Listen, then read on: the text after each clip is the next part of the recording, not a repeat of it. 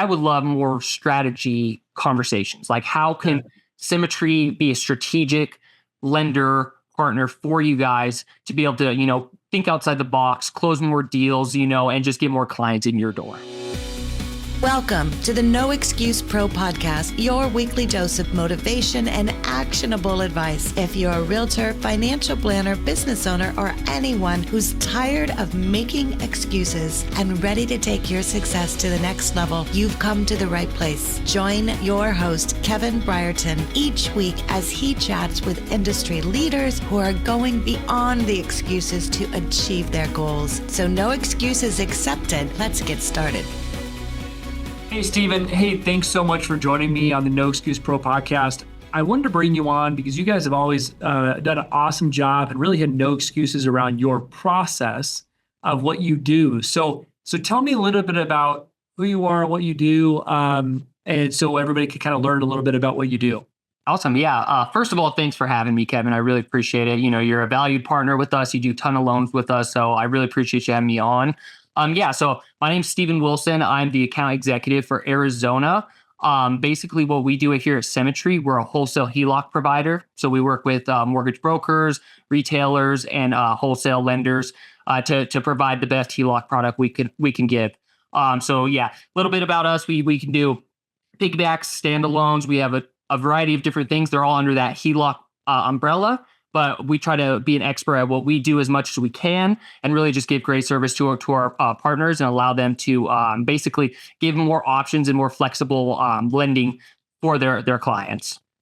So, Steven, I feel like you guys are a little bit different in what you do, but what's the one thing that makes a difference in your success? Whether it's your success in your role or your company, what's the one thing that makes a difference in your success? Yeah. No, it's a great question. I think Symmetry stands out with our service. Really, you get a hold of your account executives pretty quickly to answer questions, things like that. But we know that loan originators, you guys don't always want to send deals outside of your internal branch if you can. And when you do, you want it smooth, right? So that's our goal, is to try to make it as smooth as possible for you guys. But something that we stand out is we follow Fannie pretty closely with very few overlays. So we're not going to throw a bunch of curveballs at you. We're trying to make it as easy as possible. So what I'm hearing is like really clear communication about, what's expected and making sure, because, sometimes people on this podcast, they may be in real estate, they may not be, they may be a financial advisor. And so the nitty gritty, sometimes it's hard to understand. So I think the key is, from what my takeaway from that is, that you kind of have a little bit broader range and you try to make it simple, but also communicate quickly on what your options are. And I think that's important for success overall, is have options, bring in clients, tell them, guide them what they can do, but be clear, a little bit clear about what you can do and also clear what you can't do. And because I think that's a challenge sometimes with people is, hey, can you help me with this problem? And it's like, oh, yeah, send me over the information. Like, I don't need to send you everything, right? Let's think about what the problem is. Can you help me with it? What are the resources? You guys are great with resources. So something that I know aids your success is a lot of the information is available to us. So that's relevant for really any industry. Like, if you can get people information that's valuable in their hands, I think that's really important. I want to ask you about solutions. What's the problem like you're trying to solve? What is, in your field, what is the problem you're trying to solve right now? And tell me a little bit about that problem. It could be even a technology problem. It could be something more specific. What is the problem you're trying to solve right now in your field? For me personally, being an account executive, it's education. I want to make sure as many LOs understand what the HELOC can provide for their clients. Especially in this market right now, a lot of people have a lot of debt, so they're trying to pay off debt, consolidate that debt. So obviously HELOC is a great tool to use that, especially if they're sitting on a 3% first mortgage. They're not looking to refi and they have all this equity. So I'm really just trying to get education out there to our LO partners to see how they can leverage our HELOCs to allow them to, close more deals and just, build future pipelines as well for when they are ready to purchase or refi down the road. They know you took care of them with a Symmetry HELOC. That went smooth, got him a great rate. And that's really on my end. That's my biggest hurdle, is trying to make sure everyone's educated on this stuff. Cause, a lot of social media, things like that, you see things, you get those targeted ads that overpromise, and then people get upset about it. So like you said earlier, my job is to make sure I'm being clear what we can and can't do. If we can't do it, I want to be your HELOC go-to. So if we can't do it, I'm going to tell you a competitor that can do it. Because at the end of the day, if you come to me first, I'm winning because I'm building that relationship. So if we can't do it, I'll send you over to a competitor because I care about our relationship and I want to be your go-to. And I really care about that relationship long term. Yeah. What has been your biggest challenge of getting in front of or getting the word out of this product? What's the biggest challenge with that right now you're facing? I think I make a lot of calls, as you can imagine. It's about actually getting them on the phone. I do a lot more voicemails than good conversations. And, LOs, you guys are very busy. I know you guys are, busting butt out there. So it's really about just getting the right time to have a more than a 30-second conversation with somebody, someone who's really interested in the product or interested in the new things and way to structure it.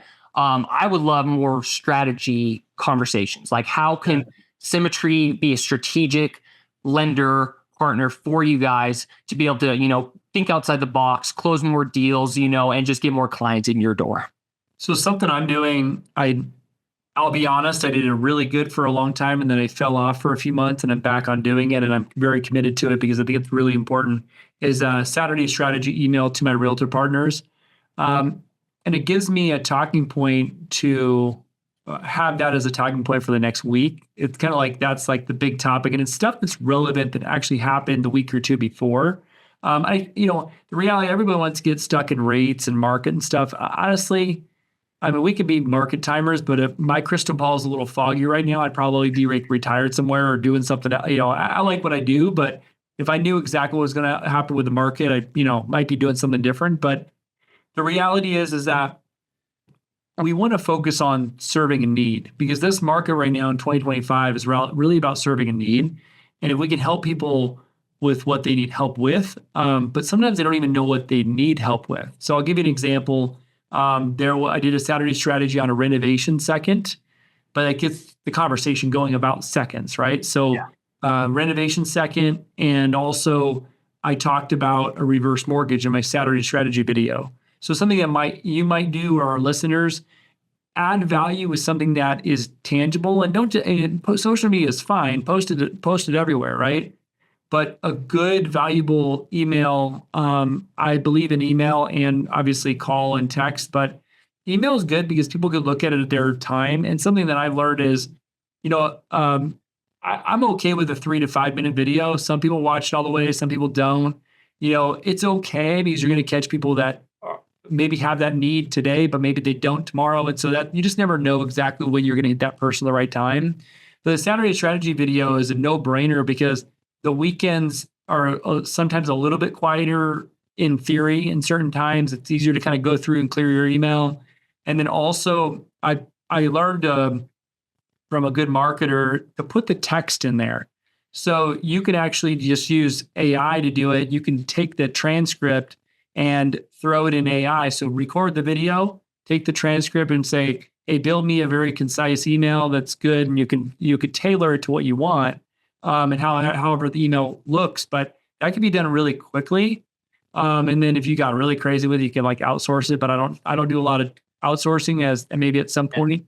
That's something that might help our listeners and also you is something like that. Because here's the problem: just getting people on the phone is good, but then what are you going to talk about, right? What's the next step? What value are you giving me? Just because you get somebody on the phone, and then you go, okay, now what, right? So that's something else that I'm using those things as talking points. And then if somebody has a question on it, say, hey, when I just did a Saturday strategy video on that, let me send that over to you. It might be helpful. And then you can just send them the video if you have them saved. And that's something that's been really, really helpful for me over the years. I think I have 2 home equity lines coming to you guys because of that recent email.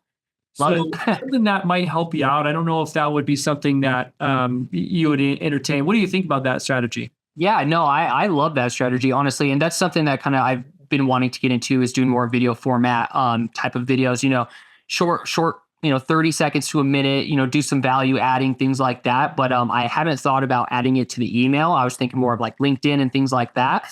But I actually love that because, like you said, Saturday, they might not be as crazy busy. They might have time to check that email out. And, like you said, they'll have it in their system. They can go back to it when they need it. And it's not just on social media. So you've talked to so many people about, you already know what questions people are asking, and like, that's the stuff people want. They don't want this BS. Like, they don't want a BS marketing email that says, call us today for your HELOC. You're like, okay, sure, but now what, right? Like, how are you going to solve it?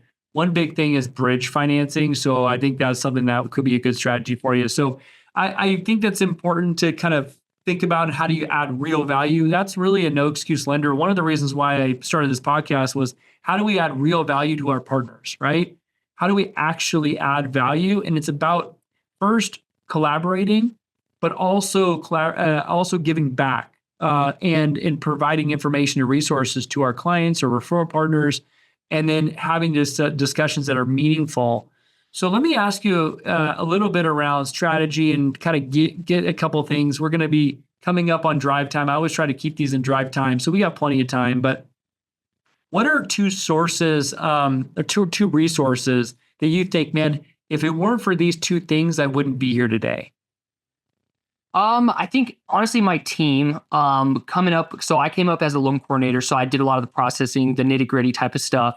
So just being able to learn from my team and just being able to have a team that's open to collaborate and kind of bring you along when you're new in the industry. I've been with Symmetry for almost 5 years, but they took a chance on me during the COVID times. Everyone needed help, and it worked out great. And I think team aspect is a great resource for me personally. Seth Clopel, who I'm sure many of the Arizona brokers have talked to as well. He helps me in Arizona. He's been my lead for the last 5 years, and he's been great mentor. I think mentorship is huge in this industry, and just being able to learn from people who are successful and just really taking what they say to heart and really understanding that this is a long-term game. And if you want to win, you have to be able to do it long-term. So I think that's a huge resource for me.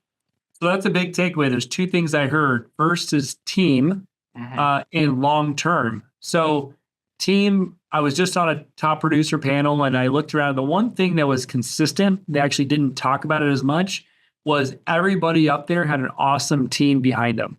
Exactly. And sometimes that's downplayed because the salesperson or top performer or whatever, it could even be a quarterback on a sports team. They kind of get put up on a pedestal, but really you got to have that support mechanism. Just like right now, I'm on a call with you, right?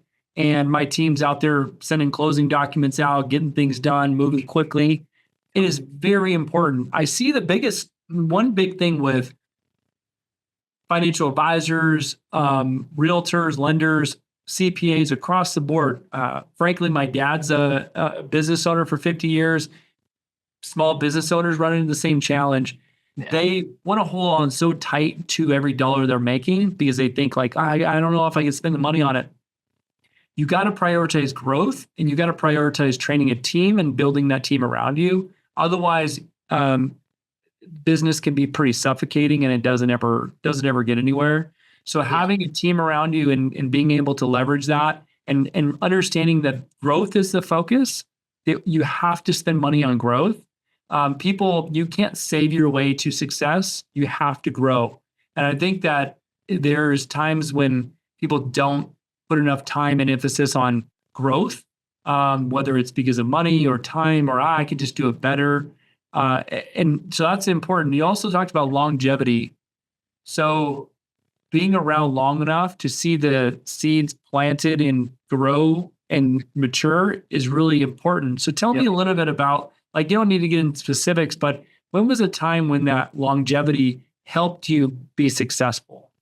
Oh, definitely. So when I took over Arizona back in November, I was making a ton of calls, lots of voicemails, text messages, LinkedIn messages, just trying to come at every angle to as many broker partners as I can, just to, get myself out there, get familiar with some of my clients. And, for the month or two, I wasn't getting very many responses. So, that's when you can kind of get in your own head, you're like, is this working? Are these seeds even being planted? And then sure enough, a month or two after, you start getting phone calls back. You start getting questions from these brokers that, I make notes on all my calls. I'm like, I see I reached out to them, no response, and now they're calling me. So it's not necessarily super long-term since I'm newer to this position, but just over a couple months, like, you get doubts if you're doing something for 60 days and you're not getting an immediate, result from it. So that's a little bit something. And then just sticking with this. So when I was with Symmetry as a loan coordinator, I was working hard. I was trying to get on some of these teams to, work with some of our high clients and things like that. And just being long-term thinking, where do I want to go with Symmetry? I love my company. I love the culture about it. Is like, how could I get to the next step? And thankfully, our sales department seen that. And like you said, the team invested in me to bring me up to the next level, which I can support so much. And our team is just, without our team, the sales wouldn't be able to do anything. If I overpromised and underdelivered, we would lose clients. So, we're promising things that we know can get done because our ops team is so great. And it's just a lot of executives that has been in the business for a long time that know what they're doing and know how to grow at a slower pace to where we're not overdoing it right away. Something we've just talked about is we're no longer in the startup phase anymore. We're in the growth phase. So, we started in 2018. We got past that startup phase. It's time for us to really take it to the next level and grow our company and what we can offer to our partners. So I'm really excited for what's coming up with Symmetry. Yeah, that's awesome. I love the longevity piece of that, and then continue to stay and improve on it and grow with it, because obviously you've gone through a growth pattern, process, and where you're at. So awesome. That's great. I really appreciate you sharing that. What are a couple things I want to talk about? Some personal development ideas and questions. Is there anything that you would change in a typical day, week, or month that if you could change anything, what would it be, and why is that important to you? That's a great question. I think something that I would love to try to implement more is just continuing education. Being on the wholesale HELOC side of things. Obviously, there's so much in the mortgage world that you can learn. I would love to learn more about the first mortgage side of things, just so I could really understand how our value is given to your brokers, and your team and things like that. So just more education would help. I like to read books, so I read a lot of sales books, things like that. I would like to keep doing that, and really just collaborating, like doing things like this. I think this is so important in our industry where we come together and give out knowledge. I would love to do more of these type of videos and podcasts with my broker partners and really just build that relationship up. What's your favorite leadership book you're either reading or have read? So I just read Unreceptive. I'm not sure if you've read that one. It's I forgot the author. I have it on my desk under some other books, but it's all about just low pressure sales. One of the key things in the book is they say drop the rope. Like when you're calling, especially when you're calling on the phone, nobody really likes a sales call. So like really just from the beginning, letting them know, I don't expect to sell from this. I just want to have a conversation, see if my product can even help you. If it's not something that you don't need, I'm not going to keep bothering you. But it's just kind of low pressure, so people don't feel like I'm expecting a file that day or next week. It's just trying to build that long-term connection, like I said. Because in this game, some of the other account executives here at Symmetry, they've been doing it for 30 years. So some of those relationships that they've built have been built over years, not a couple months. So that's my thought process is low pressure at the beginning, build that relationship up, and then. I think that's a great idea. I mean, the reality is we've worked together. Even the previous company that rolled into Symmetry, it's almost 10 years now, and I've never felt that way. And it was always, hey, we can get this done, or we can't get this done. It's okay, and this is why. And it was every single deal we just closed one in 14 days, which is awesome. Yeah. And that was for our CPA client. So I think it's I think it's important to do what you say, and also be confident in the calls aren't really sales calls. I mean, I heard a really good, and somebody a long time ago told me this, and I loved it. Is like, all we're doing is looking for the people that are looking for us. Yep. And hey, here, and I don't make necessarily cold calls. And so that's the different. Every call should be somehow warm. Somehow, there should be a connection. Is usually the best way to do it in general. But if you have to make cold calls, I think it's really coming with your, how do I serve you? And here's what we do. And here's our offering. If it helps you, great. If not, it's all good. Something that I actually did a podcast with call center owner out of Costa Rica, and really interesting, cool guy. And he gave me a tip that actually has played out really well. And I'm very not like pressury sales. It's not really my style, but I also like to be pleasantly persistent. So Yeah. I've found that I can't just give up on somebody. We just closed a house for somebody after 5 years. And, I'm like, yeah, what if I never even checked in with them? Right. Like they wouldn't have got the house, and he sent me over a referral. I was like, it's super happy. It's awesome. Right. So you got to follow up. Pleasantly persistent. But what he told me was there's a high likelihood that to do a double callback. So like if you call and then nobody answers and you call them back, I do this sometimes with my mom. Like my mom won't have her phone ringer on, and then I call her back right away. And I don't do this all the time, but if it's important, I didn't get them. Like, what do? Send them a text right away, right? Sometimes you just call them back and they're like, oh, and it'd be so. I actually heard he told me that a few months back, and I'll use that from time to time.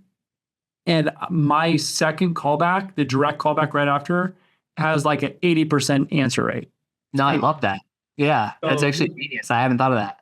So and everybody, they'll see a missed call and they'll be like, who was that? And they're literally looking at their phone. Who was that? And then you're calling it right back again. And they're like, oh, okay. Hello? And it's like, it's crazy. So I just, obviously use that respectfully and be cool about it. But it is a good tactic that does work well, especially if you need to actually talk to people. So this is awesome, man. I think that it's important to share ideas like this. I hope you got some stuff out of it. Let me ask you though, over the next 2 years, I mean, what do you want to, what's your biggest goals? What do you try to achieve? What do you want on your resume over the next 2 years? Yeah, I mean, for me, obviously starting out in Arizona, I want to make Arizona one of our top areas, right? It's hard to compete with states like California and Florida, but I want to be up there. I want Arizona. I want to make sure I'm bringing in as much Arizona clientele as I can, and really just building those relationships to be a trusted advisor. Because at the end of the day, that's what I want to be. I don't want to sell people. I want to advise people. Like you said, it's about giving them accurate information and making sure, you follow up with them and making sure you do what you say you can do. So that's my big thing, is just really building up the Arizona market with Symmetry. And really just, honestly, I want to take more states if I can as well. So, really just trying to build out a region for myself and really just be there for my clients. And outside of building the Symmetry brand, I'm also looking to build my personal brand as well. So that's why I'm doing a lot of LinkedIn's. I'm going to start doing video content on LinkedIn, really just trying to build that personal brand on top of what I'm doing for Symmetry. So.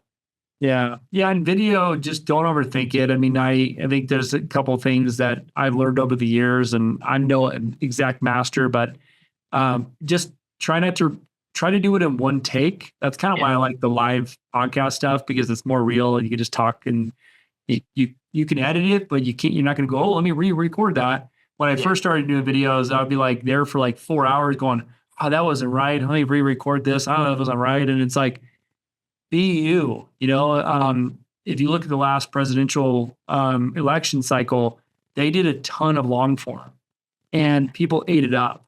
Yeah. And it was really important because people want to be more authentic, and then people can decide on how long they want to listen for something or not. And then they're going to get to know you, what you do and how you operate. So you mentioned like 30-second to a minute videos. They're great, but there's a bunch of software you could take the long form like we're doing now and make short form.